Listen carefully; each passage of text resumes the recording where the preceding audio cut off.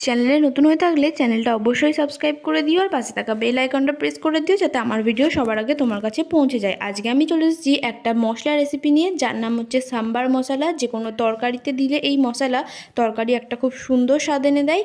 ইডলি বা ধোসার সঙ্গে খাওয়ার জন্য যে ডাল তৈরি করা হয় সেটাতেই মূলত এই মশলা দেওয়া হয়। তো চলো দেখে নেওয়া যাক। এর জন্য নিয়ে নিয়েছি মেথি, নিয়ে নিয়েছি জিরে, নিয়ে নিয়েছি ধনে, গোটা ধনে, নিয়ে নিয়েছি ছোলার ডাল, নিয়ে নিয়েছি কলাইয়ের ডাল, নিয়ে নিয়েছি মুসুরির ডাল, এদিকে নিয়ে নিয়েছি কারি পাতা, নিয়ে নিয়েছি হিং, আর এদিকে নিয়ে নিয়েছি শুকনো লঙ্কা। এই সাম্বার মশলা তৈরি করার জন্য আমাদের এই উপকরণগুলো মোটামুটি লাগবে।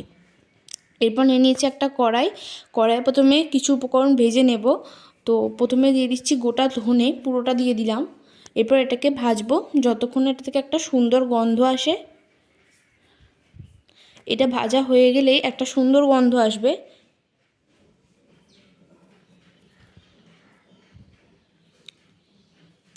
এরপর এটা ভাজা হওয়ার পর এটাতে দিয়ে দেব গোটা জিরেগুলো। এই জিরেটাকেও খুব ভালোভাবে ভেজে নেব। এটার সাথে মোটামুটি 2 থেকে 3 মিনিট ধরে এটাকে এইভাবে ভেজে নেব।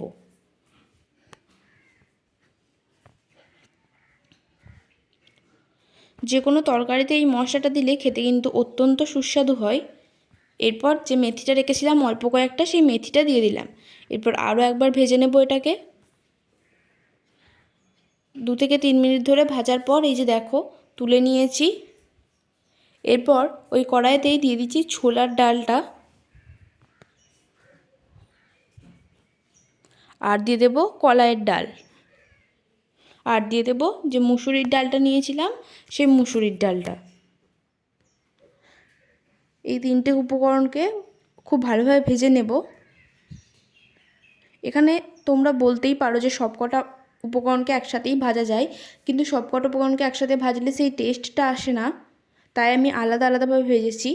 এরপর এটাকে ওই ডালগুলোকেও এই ধনের সাথে জিরের সাথে রেখে দিলাম। এরপর কড়াইতে দিয়ে দিচ্ছি গোটা গোলমরিচ, আর দিয়ে দিলাম শুকনো লঙ্কা, আর দিয়ে দেবো অল্প একটু সর্ষে। এরপর এই 3টে উপকরণকেও একটু ভেজে নেব ভালো করে। 2-1বার নাড়িয়ে নিয়ে দিয়ে নেব কারি পাতা। এরপর এটাকে ভাজবো। সর্ষেগুলি যখনই ফুটতে থাকবে তখন এটা ভাজা হয়ে যাবে। এই যে দেখো সর্ষেগুলো ফুটছে, তার মানেই এটা ভাজা হয়ে গেছে। এরপর এটাকেও রেখে দেবো এই জায়গায়।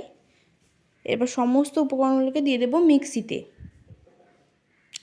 এরপর এটাকে খুব ভালোভাবে পেস্ট করে নেব। তো তার আগে পেস্টের আগে আমি দিয়ে দিচ্ছি অল্প একটু হিং, 1 চামচ মতো হিং দিয়ে নিলাম, আর দিয়ে দেবো অল্প একটু হলুদ। এরপর এটাকে পেস্ট করে নেব।